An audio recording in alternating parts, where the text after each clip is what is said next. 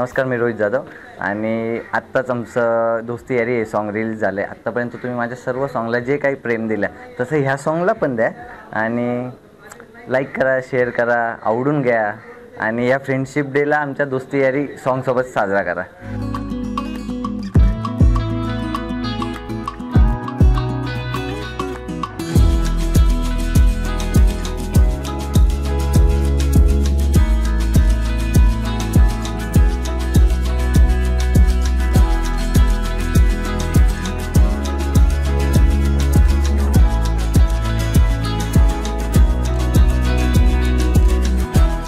दोस्ती यारी सॉन्गची गोष्ट अशी आहे की ॲक्च्युली हे गाणं 6 महिन्यापूर्वी लिहिलं गेलं होतं. माझ्याच टीम मेंबरमधला एक व्यक्ती रोहित शिंदे, त्याला ॲक्च्युली त्याच्यासाठी हे गाणं करायचं होतं. तर ही स्टोरी म्हणजे लिरिक्स लिहून झाल्यानंतर आमचं ठरलं की हे बिग हिटसोबत आपण करूया. तर मी त्याच्या हेल्पने आम्ही सोबत स्क्रीन प्ले लिहिले ह्या गाण्याचे. आणि गाण्याची स्टोरी तुम्ही आता गाणं बघितलंच असेल. एक 4 मित्रांची गोष्ट आहे. त्याच्यात एक मित्र थोडा नशेडी दाखवला आहे, एक मित्र अभ्यासू दाखवला आहे, एक लवर बॉय दाखवला आहे आणि एक असा कार्टून दाखवला आहे जो ग्रुपमधला खोडकर मुलगा आहे. तर अशी ती गोष्ट आहे 4 जणांची, चौघांच्या अवतीभोवती फिरती. तर यूट्यूबला तुम्हाला बिग हिट मीडियावरती बघायला मिळेलच. तर इथं सांगण्यात काही अर्थ नाही, तिथे जाऊन तुम्ही एकदा नक्की बघा दोस्ती यारी. बिग हिट मीडियासोबत मी आधी काम केलेलं आहे लैला मजनूला आणि बिग हिट मीडियाचा माझ्यावर असलेला एक विश्वास. तर मी त्यांना लास्ट टाईम भेटलो होतो. तर हे गाण्याचा माझा कुठं प्लॅन नव्हता. आमचं एक वेगळं रिलीज होतं बिग हिट मीडियाचा. त्यांना म्हटलं सर माझ्याकडे 20 दिवस रिमेनिंग आहे, 30 तारखेला आपण रिलीज करू, 11 तारखेपासून काम चालू करू, ऑडिओ ते व्हिडिओ. तर ते म्हणे रोहित आपको भरोसा है गाने पे. म्हटलं मेरे को भरोसा है. तो सर बोले मुझे आप पर भरोसा है, कर दो. आणि आर्टिस्टचंच बोलायचं झालं तर हे आर्टिस्ट माझे खूप चांगले मित्र आहे. म्हणजे आत्ता नाही, आम्ही 3 वर्षापासून सोबत काम करतो ना, तर आमची बॉन्डिंग खूपच चांगली आहे. तर माझ्या डोक्यात कन्फर्म होतं की मला कोण आर्टिस्ट घ्यायचे. तर तेच आर्टिस्ट मी याच्यात कन्फर्म केलेलं आहे. डिफिकल्ट तर होतीच, खरं सांगायचं डिफिकल्ट होतीच. तुम्ही गाण्यात बघितलं असेल विशालचं जे कॅरेक्टर आहे ते थोडंसं वेगळं आहे आणि विशालच्या कॅरेक्टरला कोणतं तरी कॅरेक्टर समजून सांगणार आहे. तर त्या कॅरेक्टरच्या कास्टिंगला मी खूप कन्फ्यूज होतो. आणि ऋषी असा नाही आहे जो गाण्यात दिसलेला आहे. ऋषीचा स्वभाव पण विशालला सिमिलर आहे ओरिजिनल आयुष्यात पण. सॉन्गमधल्या याच्यात नाही म्हणते मी, ओरिजिनल थोडं सिमिलर आहे. पण ऋषीने ते खूप छान पोर्ट्रे केलेलं आहे. त्यांनी त्याचा लुक चेंज केला आणि ऋषी विशालला समजून सांगतोय हे त्या गाण्यात छान पोर्ट्रे होतं आहे. तर ही कास्टिंग मला थोडीशी अवघड जाणार होती की विशालला कोण समजून सांगेल. बाकी माझ्या डोक्यात कन्फर्म होतं की विशाल करतोय, अख्या करतोय आणि नोबिता करतोय. ह्या गाण्याचे शब्द प्रसाद शिरसाट आणि स्मिता कुलकर्णी यांनी लिहिले. म्युझिक प्रसाद शिरसाटने स्वतः केलेलं आहे. सिंगर तर तुम्हाला सर्वांना माहीत आहे, रोहित राऊत आणि मनीष राजगिरे. रोहित दादासोबत मी याआधी पण हिट सॉन्ग केलेलं आहे नखरेवाली. त्यानंतर वन मोर हिट, नाम में हिट आहे ना का, रो हिट. तर त्या टाईपची ती जर्नी कंटिन्यू आहे. दोस्ती यारी पण प्रचंड चालणार आहे. मला आतून कॉन्फिडन्स आहे स्वतःचा. तर हे गाणं तर 100% चालणारच आहे. माझं आणि माझ्या मित्रांचं नातं खूप चांगलं आहे. म्हणजे जी माझी प्रोडक्शन टीम आहे ना, ती बेसिकली माझा फ्रेंड सर्कल ग्रुप आहे. म्हणजे सपोज या गाण्याचा मी क्रिएटिव्ह डिरेक्टर आणि डिरेक्टर माझा मित्रच आहे, बेस्ट फ्रेंड आहे स्वप्नील पाटील. त्यांनी पण खूप सुपरहिट गाणे आम्ही सोबत दिलेले. माझ्या स्कूलचा फ्रेंडशिप डे आज तो आपण सिमिलर असतात ना, फ्रेंडशिप बँड असतो वेगवेगळ्या रंगाचे. त्या व्यतिरिक्त असा काही वेगळा साजरा नाही झाला. कारण की वर्गात मी जास्त हुशार पण नव्हतो आणि मठ्ठ पण नव्हतो. जे एक विद्यार्थी असतात ना, आपण म्हणतो की आजच्याचे विद्यार्थी कधी शाळेत येतात कधी जातात कळत नाही. त्यांचं एक लिमिटेड आयुष्य असतं, लिमिटेड ग्रुप्स असतात, त्यात ते रमणारे असतात. त्यांना फक्त त्यांच्या आयुष्याशी घेणं देणं असतं. त्यातला मी होतो. म्हणून नॉर्मल लाईफ होती. असं काही नव्हतं की फ्रेंडशिप डे खूप युनिक साजरा व्हायचा. एकतर आमच्या शाळेत एकच दिवशी 2च दिवस असायचे की ज्याच्यात रंगीबेरंगी ड्रेस घालता यायचे. एक शाळेचा वाढदिवस आणि एक स्वतःचा वाढदिवस. तर त्या व्यतिरिक्त असा कोणता डे पण नव्हता की ज्या दिवशी रंगीबेरंगी ड्रेस शाळेत परिधान करता यायचे. सुरुवात म्हणता येईल, मी आधी थिएटर करायचो नाशिकला, एकांकिका स्पर्धा वगैरे खूप करायचो. तर ही जी आवड होती ना, तर गाणे तर ऐकत होतो. ही आवड नंतर निर्माण झाली. मला अपॉर्च्युनिटी आली सगळ्यात पहिले की आमच्याच ग्रुपमधला एक मुलगा आहे ज्यांनी या गाण्याचे स्क्रीन प्ले लिहिले, रोहित शिंदे. त्याचं एक गाणं होतं, आम्ही शूट केलं आमच्यासाठी आणि ते छान झालं शूट. आणि आम्ही त्यानंतर प्रशांत दादाने ते एकदा गाणं बघितलं, ते रिलीज नव्हतं. मग प्रशांत दादाने आम्हाला एक गाणं ऑफर केलं, माझी बायको. जे आता जगाला माहिती आहे 161 मिलियन आहे. मग ते गाणं चालल्यानंतर जर्नीच चालू झाली. मग त्या इयरला आम्ही जे गाणे केले ना, तर प्रेक्षकांना आम्ही माहीत नव्हतो. आम्ही गाणे सुपरहिट दिले, खूपच दिले. 10 गाणे केले आम्ही त्या वर्षी, पण माहीत नव्हतं कोणी केले. तर त्यानंतर 2022च्या स्टार्टिंगला एक गाणं आलं आमचं, विठू गावला म्हणून. त्या गाण्यांनी आमच्या पूर्ण टीमची आयुष्यात बदलून गेलं, जर्नी. त्या गाण्यांनी आम्ही महाराष्ट्रात प्रचलित झालो की कोण शूट करतं. म्हणजे तुम्हाला सांगायला एक नाही, आमच्या प्रत्येक मुलाच्या गळ्यात ताईत आहे विठू गावला नावाचं आहे बघा. तर मी तो केला आहे, आम्ही सर्वांनी केलेला आहे की या गाण्याने आमचं पूर्ण हेच बदललं. मग आम्ही त्या वर्षी 32 सॉन्ग केले, त्याच्या पुढच्या वर्षी 29 सॉन्ग केले. तर ही जर्नी होती ती. मी माझं व्हिजन म्हणायचं ठरलं तर मी थोडा जास्त कमर्शियल विचार करतो. मला असं पहिल्यापासून वाटतं की गोष्ट ही प्रेक्षकांना भावली पाहिजे. मला काय दाखवायचं हे इम्पॉर्टंट नाही, तर लोकांना काय बघायचं हे माझ्यासाठी जास्त इम्पॉर्टंट आहे.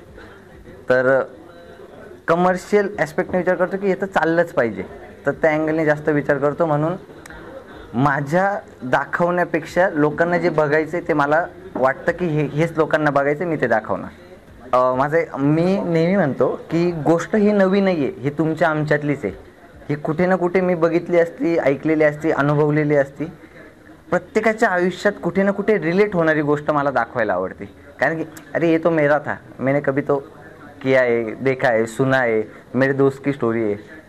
हे त्यांच्या बोलण्यातून आलं पाहिजे रेग्युलर. हे मला प्रकर्षाने जाणवतं की गोष्ट ही तुमच्या आमच्यातली असली पाहिजे. काहीतरी नाविन्याच्या नावाखाली VFX खूप करतोय.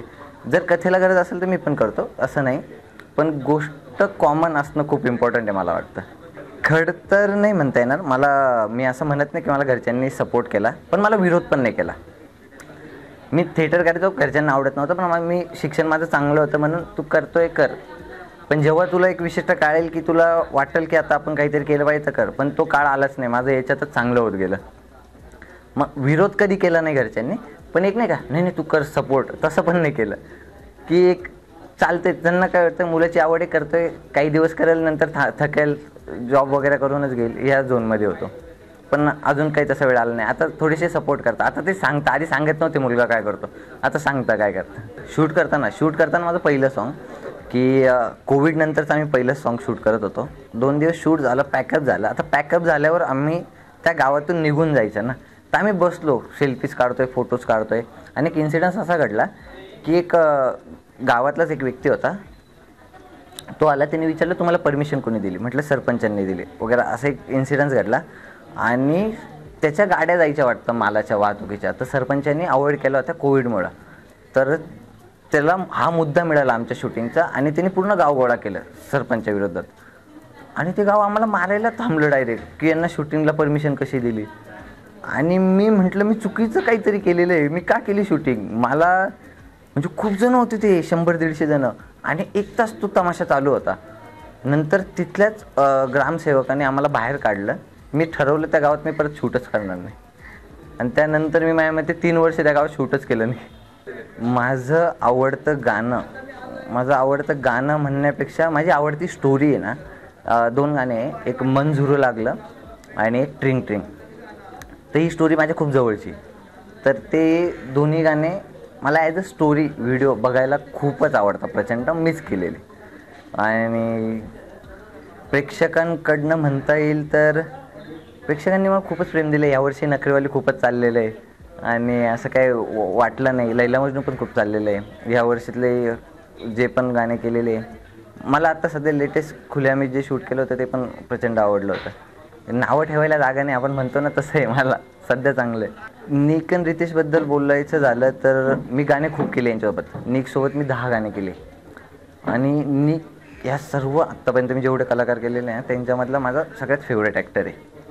मी माझी बायकोपासून ते नखरेवालीपर्यंतची त्याची पण मी जर्नी बघितली, मला प्रचंड आवडते. आणि खूप दिवसापासून नखरेवालीचं कसं झालं, त्याचा आणि माझा बड्डे एकाच दिवशी असतो, तर तो दिवस आम्ही दरवर्षी एक गाणं रिलीज करतो.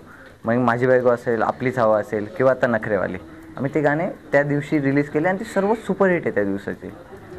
तर त्याचं वेगळं. आणि विशाल झालं तर विशाल माझा खूप चांगला मित्र आहे. म्हणजे मी 15 ते 16 गाणे आम्ही सोबत केलेले. तर ती एक बॉन्डिंग आहे. त्याचा एक कामाच्या बाबतीत कोणाचा काही असा प्रॉब्लेम नाही, तर खूपच व्यवस्थित नॉर्मल गोष्टी होत जातात. असं काही प्रॉब्लेम आलेला नाही आत्तापर्यंत कधी. रितेश खोडकर आहे जरासा. रितेशचा स्टार्टिंगला प्रॉब्लेम होता की त्याला झोपेतून कोणी उठवू शकत नाही. त्याला पाणी मारा, काही करा, उठवताच येत नाही. ते फक्त प्रशांत दादाला जमतं. आत्ता तो झालेला आहे व्यवस्थित. नवीन आपली सवाच्या वेळेस तर त्याचा खूप प्रॉब्लेम होता तो. पण चांगला आहे, कामाच्या बाबतीत सांगितलं ते करतो. ॲडिशन वगैरे काही बोलत नाही, जास्त काही त्रास देत नाही. सुरुवातीला मी जेव्हा एकांकिका करत होतो तेव्हा मी पण साईड बाय साईड PR कामं करत होतो, वर्क करत होतो. खूप जणांना माहिती आहे ते. तर देन मी एकांकिका, प्रायोगिक नाटक, मी व्यावसायिक नाटक केलं श्यामच्याई, मी त्यानंतर अल्बम सॉन्ग केले, मध्ये शॉर्ट फिल्म्स केल्या. आत्ता मला ही स्टेप बाय स्टेप जायचं आहे. मला करायचं आहे कधीतरी, पण मला त्यात चुकायचं नाही. मग आता याची पुढची स्टेप काय येईल, तर एक छोटी वेब सिरीज, तिथून सुरुवात करणार आहे. मी सिरियल्स पण केलेले आर्टिस्ट काही दिवस. तर मला ती स्टेप बाय स्टेप करायची. मला या गोष्टीचा अनुभव घ्यायचा आहे. मला डायरेक्ट कुठे उडी नाही मारायची की मी चुकलो, तर मला तो एक्सपिरियन्सच घ्यायचा नाही. मला पहिले एक बेसिकपासून स्टार्ट करायचं आहे. तर आता नाटक ते सॉंग्सपर्यंत आहे. आता वेब सिरीजवर येऊ लवकरच, मग बघूया सिनेमा कसा होतो.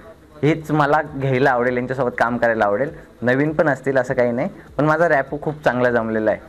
तर मला माहिती आहे की मी जसं काम करतो हे सगळे ॲडजस्टेबल असेल. तर मला नवीन आर्टिस्टसोबत पण एक माझ्या मनात भीती असते, यार होईल ना व्यवस्थित, किंवा 7चा कॉल टाईम आहे, 9ला रोल झाला तर कोणी काही बोलणार नाही ना. हे एक ती भीती माझ्या मनात यांच्यासोबत असत नाही, म्हणून मला ह्या कलाकारांसोबत काम करायला आवडतं. त्यांना वैयक्तिक मी नाही सांगणार, कारण की मी पण जेव्हा नवीन होतो ना सुरुवातीला, फर्स्ट लॉकडाऊनमध्ये मला पण प्रचंड राग होता की मी ओळखत नव्हतो कोणाला. सगळ्यात महत्त्वाचं, आपण एखाद्या व्यक्तीला जज नाही करू शकत कारण की आपण ओळखत नसतो. मला कधी वाटलं नव्हतं मी यांच्यासोबतच कंटिन्यू काम करणार आहे. 15 सेकंदात ती जी कला ते दाखवतात तेच आपण सिरियलच्या 30 मिनिटात दाखवतो. एंटरटेन तर आपण करतो ना. आता जग फास्ट झालं आहे. 15 सेकंद 1 मिनिटाच्या रीलवर लोकांना आवडायला लागलेलं आहे. तर ही ती जर्नी आहे. आणि इन्फ्लुएन्सर याच्यात पण कुठेतरी ॲक्टिंगचा किडा पहिले दडलेलाच असतो. तो 15 सेकंदात नुसतं लिपसिंग करून एक रील बनवणं आणि एक कंटेंट बनवणं. आता यातले खूप जण कंटेंट बनवतात, कंटेंट क्रिएटर म्हणून नावाजलेले, पण तरी पण त्यांना तो इन्फ्लुएन्सर एक स्टॅम्प लागलेला आहे ना, तर तो कुठेतरी लवकरच पुसला जाईल असं मला वाटतं आहे. गाण्यांच्या व्यतिरिक्त पण त्यांनी नवीन काय केलं तर. दोस्ती यारी सॉन्ग हे बिग हिट मीडियावर रिलीज झालेलं आहे. आपल्या 4 ऑगस्टला फ्रेंडशिप डे, तर तुम्ही साजरा करा आपल्या दोस्ती यारी सॉन्गबद्दल. कसं वाटलं तुम्ही खाली कमेंट करू शकता, यूट्यूबला मेसेज करा, इंस्टाग्रामला आम्हाला सर्वांना. आवडलंच तरी करा, नाही आवडलं तरी करा. चुकल्यास तर काय चुकी झाल्या त्या पण सांगा, आणि आवडूनच घ्या शक्यतो. धन्यवाद.